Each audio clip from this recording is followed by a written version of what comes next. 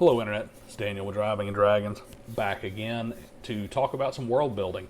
And this time we're going to talk about major through lines in your world building process. Now on the Z, we are removing the distributor, or taking it apart to look at possibly rebuilding it. For those of you who have been following me, you know that I've already determined that I'm just going to need to replace the entire thing. So this video is largely just showing you what it looks like to take down a distributor and remove it from the vehicle itself. And as we move on to the world building topic of a through line, this is very similar to when we talk about tying plot elements together in a narrative game. But with world building, this works far better. This works no matter what style of play you have, with the notable exception of like a Bronstein game where pieces are put in place and then the players are the only ones who move them after. But in any other style of game where the GM largely remains in complete control of the world, you are going to have these through lines are going to be very important for having a lived-in world for your players to explore. So let's start by talking about a through line in a narrative. So through line in a narrative, the easiest way to look at it is think about the 80s classic heavy metal. Now the reason I'm bringing up heavy metal as example here is heavy metal is narratively very, very ham-fisted. So it makes this very, very easy to see. It is a pure anthology with the most obvious tie-in possible. You have several different stories that are all independent of one another. The only element together is the Lochnar that is narrating the story. He is telling you how he influenced different cultures and pasts, sometimes successfully, sometimes unsuccessfully, as he is trying to intimidate the young girl after arriving at her house from space in the movie. This is a narrative through line. All the different elements are tied together by a central plot thread. When we're talking about world building, however, we need to look at this from a historical lens. If you look throughout human history, with two notable exceptions, which would be Alexander the Great and Napoleon Bonaparte, there's really no situation in history where it's a single person that really drives a major change. It's a single person who's responsible. Jesus Christ being the third notable example. Jesus Christ, real person, whether you are a believer or not in the Christian faith, absolutely, unequivocally, indisputable that the entire world was changed by the existence of this particular individual. And there can be arguments made that there was John the Baptist and there were various other Messiah prophets in the rebellious province of Judea under the Romans, but Jesus Christ is the one who caught on. Jesus Christ is the one who had the impact on Judaism and ultimately tied in and changed the world. Same thing, Napoleon Bonaparte. Without Napoleon Bonaparte, the French Revolution either fizzles out, the other European nations come in, clean house, put the Bourbon monarchy back in place, or it kind of devolves and France ends up getting kind of chopped up and becomes resigned to the annals of history, as now France is just provinces of Spain and Britain and Austria, various different Prussian states and that sort of thing, as they chop it all to pieces. Or the revolution kind of sticks, but goes through tremendous amounts of turmoil trying to get on its feet. You never have the coalitions of Europe coming together, the tangled alliance webs that lead to the Franco-Prussian War and ultimately lead to World War I, which ultimately leads to World War II, which ultimately leads to the Cold War. You don't have these things without Napoleon Bonaparte because he was singularly such a threat to the monarchies of Europe by virtue of being the greatest military commander of all time. The same thing with Alexander of Macedon, Alexander the Great. The Macedonians were a great military fighting force, and they were going to establish a relatively powerful Mediterranean nation regardless. But to be the world-spanning power that they were, particularly as quickly as they were, to dominate the top of Egyptian society as well, to set up the tangled network of pseudo-related cultures that at the same time are different, because when Alexander dies and leaves his different generals in charge of the different provinces, you end up with all these cultures that are both distinct but also heavily influenced by the Greek philosophy and Greek governance that came from Macedon. This doesn't happen without Alexander the Great. But that's really about it. Everything else in history is one of those situations where it was going to happen. The pieces were already in place, things were already moving in that way. If Franz Ferdinand had not been assassinated, something else would have set off the powder keg of Europe. The Ottoman Empire was still going to be weak, was still going to be struggling. The Austrians were still going to be dealing with the Serbian nationalists and the other issues in the Balkans. The Germans were still going to be looking with an eye for empire building. The Russians were still going to be a sick empire on the verge of collapse. The same things were still going to happen. The climate was there. It's just powder's there, different match strikes the spark. So Franz Ferdinand is not nearly as important as some people would have you believe in history, because of the spark of World War I, and that's just one particular example. Same thing with the American Civil War. People look at James Buchanan's presidency and say that, here's the cause of the Civil War. They look at the election of Abraham Lincoln and say, this is the situation. Civil War was coming. The Civil War had been coming. The Founding Fathers recognized that a Civil War would eventually be fought over slavery if slavery did not die a natural death from simply just becoming less and less efficient and being phased out over time. This is evident in provision that they put in the Constitution that banned the slave trade after a certain amount of time. And they figured once the slave trade is banned, then it's not going to be profitable anymore. This is going to cause it to slowly die out and eventually just go away all on its own.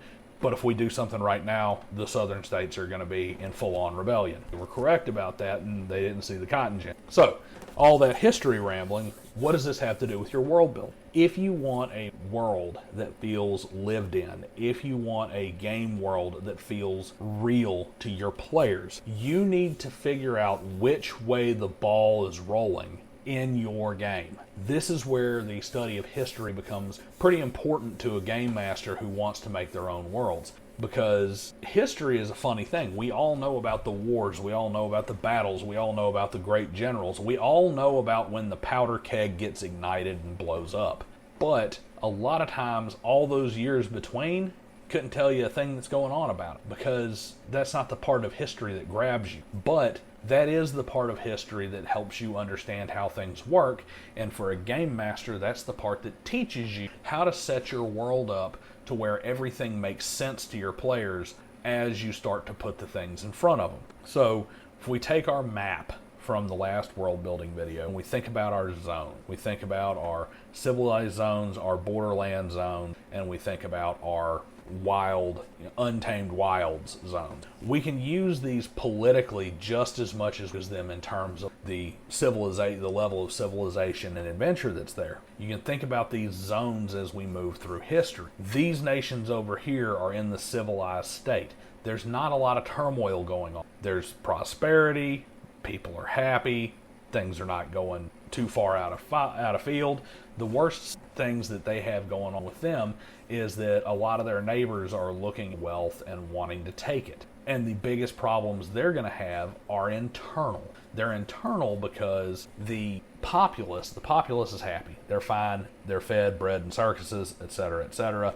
Essentially what they've got is a situation where everything's nice, neat, and stable, everybody's fed, everybody's housed, there's law courts, there's no need for any kind of rebellion. Why?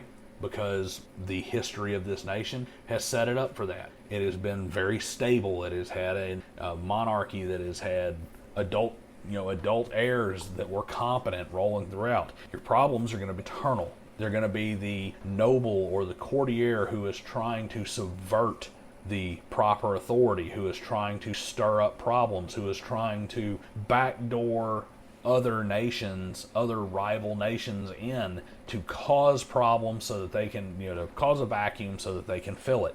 These are not the nations where you're going to have upheavals, a civil war, and large bandit problems and that sort of thing. The nations that are in your borderlands area of their history. These are the ones where there's some things that are a little shaky. Maybe there have been some child rulers. Maybe there's been some previous wars that have not fully shaken out yet, like kind of like a War of the Roses thing where the Lancasters and the York have been at it and maybe one side's won, but there's still people who remember the division behind that are still in place. And your borderlands, these are going to be the ones where you have nations with bandit problems, where you have different dukes and barons vying against each other. These are also going to be the ones where war is a more common thing, because when a nation is destabilized, it makes them a prime target for the outsiders who want to take them over. They become destabilized, they're kind of wobbly, easy method to attack. So you've got that balance. And then, of course, your untamed wilds, these are going to be your nations that are in full open rebellion, your nations that are having political upheaval. These are going to be the ones where, the law changes from one province to the next, kind of like the Warring States era of Japan, where, what daimyo you are under is going to determine what taxes are, how the law is done, what the penalties are, etc., etc. You think about the stage of civilization each area in your game is in, and how that would influence the ones around them to form these through lines. Then you put in your major regional or worldwide style through line change. So I have each of these nations. This nation over here is nice and stable, everything's good, everything's been going good for centuries. I got this nation over here, it's in constant turmoil, it's in upheaval. They've had, assassinations and all kinds of other stuff have happened that have got it completely off base. I got this nation over here that is got the dying old king who's kind of gone senile, and his courtiers have managed to destabilize things. They're kind of in the middle. Things are starting to look not so great, and not to the point of any kind of rebellion or anything, but they're not looking so hot.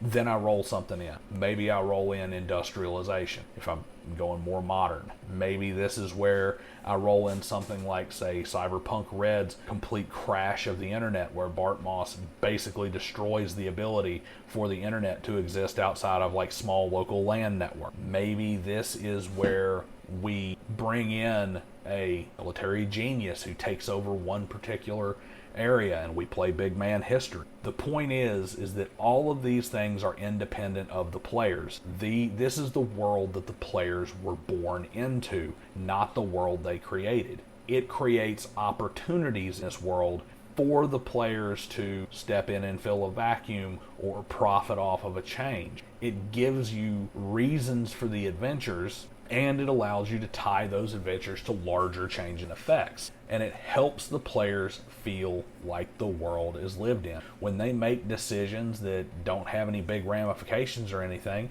then they wonder why the world just keeps continuing on its track. It shouldn't be shocking. Same thing, the players can go out and achieve some great end. They can, they take out some terrible wizard prince. He's going to summon demons. He has this ancient relic that provide him with all this power that's going to make him some kind of regional warlord, and the players take him out, but for some reason the entire region is still destabilized and some other enemy pops up. Why didn't taking out this wizard king fix everything? Didn't fix everything because just because the players took out one bad actor does not change the overall flow of how that world is moving. You still have a nation destabilized. We're going to look, once again, let's take Napoleon out of France. The French Revolution was a disaster from day one.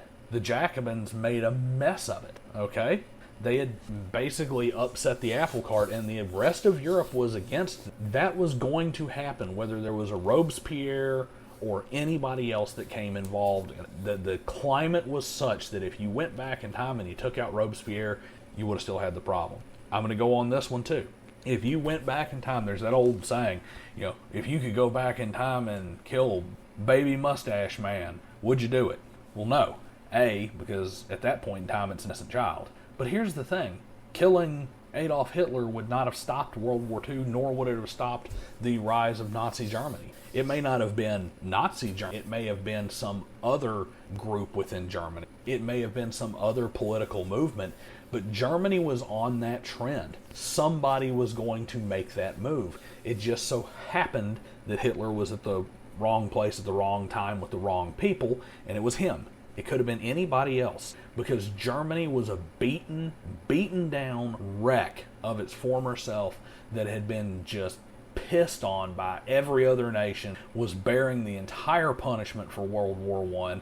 Its allies were not suffering anywhere near as much as they were because, I mean, for the most part, the Ottomans were a thing of the past. Their whole nation collapsed. They were gone. And you have this situation where that powder keg was getting lit one way or another. Somebody was going to step in and fill those shoes. It just so happened to be the guy with the funny. This is the same way you have to think about world building when you start putting together stuff in your game world. Think about how the world is going to progress forward without the players, and then understand that those big trends, those big through lines, come and know whether or not they want it.